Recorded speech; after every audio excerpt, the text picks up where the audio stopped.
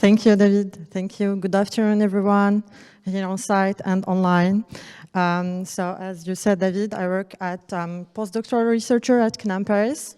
And today I'm going to present two modules of the SAFECARE global solution. So the first one is the CNAM contribution within the project, which is the impact propagation and decision support module, IPDMS. And the second one is the hospital availability management system, which is a contribution of LINKS, an Italian team who are online today. So, as I said, both modules are part of the SAFECARE global solution. And as all the other tools, they are 16, they communicate through the data exchange layer. Data exchange layer. So the impact propagation and decision support module receives basically the incident message once generated and validated from the building management and the cyber management threat detection systems, and process these incident messages in order to generate a set of impacts or cascading effects. So the impacts are generated along with impact score evaluation. And the HAMS, which is the second module, takes these impacts and the incidents also and process them in order to compute the hospital availability measures. So the impact propagation and decision support module brings multiple contributions in order to ensure this role. For example, the first main contribution, which is an integrated cyber-physical security ontology. The second one is hospital knowledge graphs. Also, we have a third contribution, which is the impact propagation prediction engine, which relies on inference rules in order to compute the propagation starting from the incident. And finally, a context-aware impact severity evaluation model in order to compute the impact score for the impacts generated. The HAMS also offers graphical visualization for incidents, for impacts, and also for the hospital asset management, and also allows to compute the asset availability for the hospitals. Okay, so in order to illustrate before showing the demonstration of these tools, we take an example of a security attack scenario, which is a real scenario that we use within SAFECARE. And this scenario is a cyber-physical attack targeting the air cooling system of the hospital. So here we have an example of a physical architecture. Of course, it's not a real architecture of our partner hospitals, but it shows some critical assets and critical rooms within the hospital. And the consequences of such an attack are, first, a high temperature in critical rooms, for example, surgery rooms, data center crashes, which lead to the information system unavailability, the threats on the patient safety, and the damage to the reputation of the hospital, of course. So if we see the kill chain of this attack, we can illustrate that the attacker starts by a typical social engineering step in order to identify any employee working within the hospital. The second step is to steal the badge of this maintainer to gain access to the hospital premises. Afterward, he goes to the hospital outside opening hours, where for example, during the weekend, where the surveillance is less important. He can access to the technical room, plugs his computer to connect to the network, and executes a virus. From these steps, he jumps from the physical architecture to the cyber architecture of the hospital, where he can, for example, access the network, execute a network scan to identify the PLC. So the PLC is just a device responsible of the management of the air cooling system of the hospital. So once identified, he can set, for example, the temperature from the PLC, the set points, and provoke a network denial of service. Afterwards, he leaves the hospital. So as I said before, the consequences of such an attack are physical first. So we have a high temperature recorded in critical rooms within the hospital, which makes these services unavailable, but also the unavailability of the hospital information system after the crash of the servers. So if we go now to the demonstration, and I will sit down to do it better because a lot of manipulation.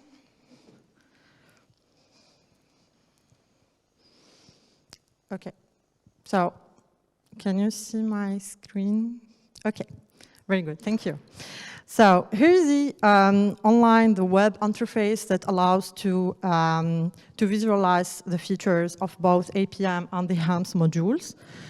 So here, for example, you can choose the attack scenario you want to demonstrate. For example, the scenario I just introduced corresponds to scenario 5B. The first window in the middle shows the kill chain of this scenario. So different actions, attacker actions, are organized in 4 steps from the beginning of the identification to the success of the attack. And then we can go and start the demonstration. So here, to say a word, the first incident corresponds to the access outside the opening hours that is detected by the building management system. And an alert has raised and confirmed. So we receive an incident message with different attributes. For example, the most important is we have the nature of the incident, the severity, qualification, the detector system, and also the asset concerned subject of this incident.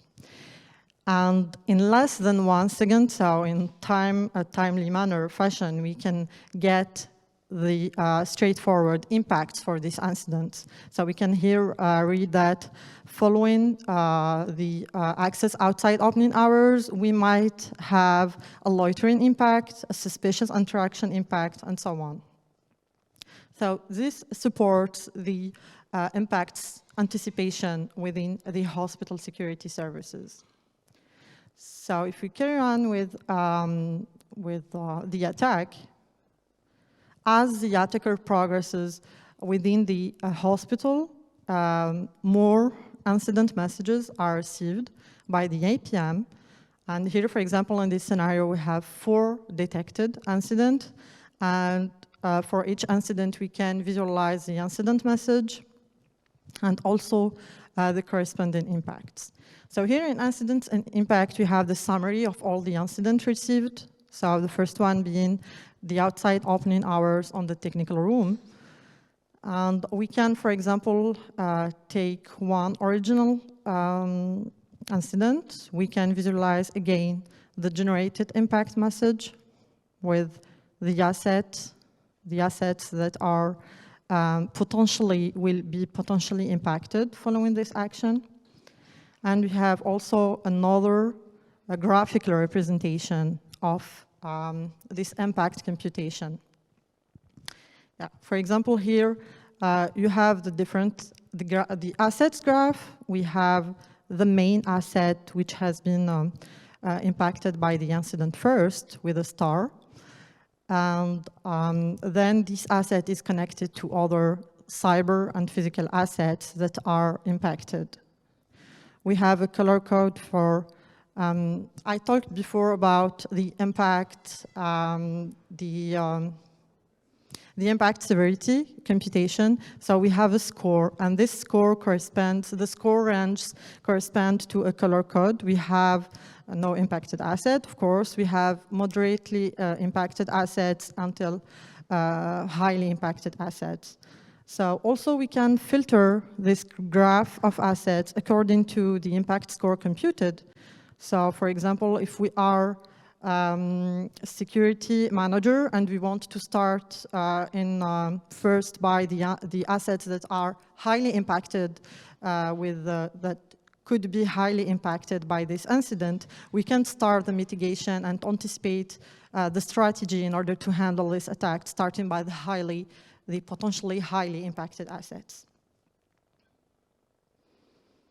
Okay, so this is the first part, computed and supported by the IPM. And the second part that the HAMS ensure is based on the incidents received and the hospital and the impacts generated and qualified, the HAMS compute the availability of the assets of the hospitals.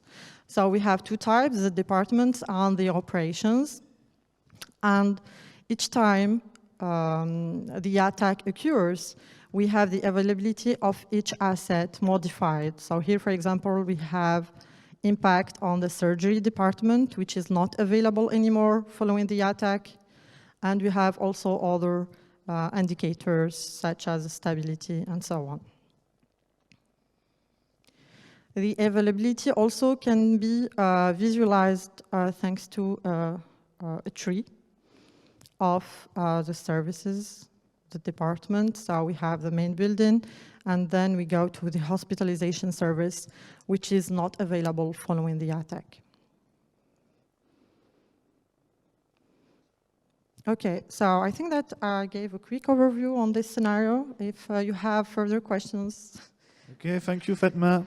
Thank you, David. Any questions in the auditorium? No? Or online? Do we have some questions?